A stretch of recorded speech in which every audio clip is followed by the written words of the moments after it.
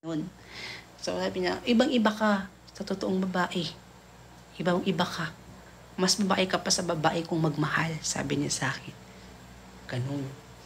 Basta dami niyang kwento. Saka ako na magkwento. Sakitan ng likod ko. Ay, nako. So, siguro guys, mag-end na ako.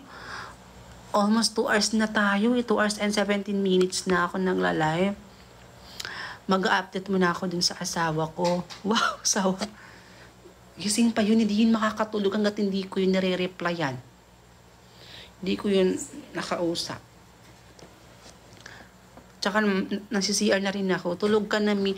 Uy, anak, nandito ka pa pala?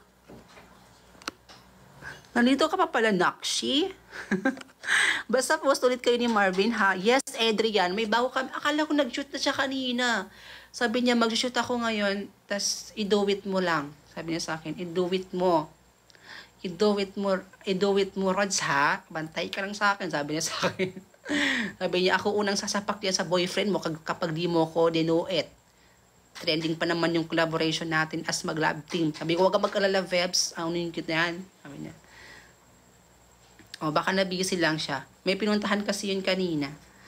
Ikaw, Nakshi, ha? Kanina ka pa pala dito. Hindi ka nagko-comment. Akala ko wala, umalis ka na. O, sige na mga Nakshi kong fact sheet. Goodbye. Goodbye.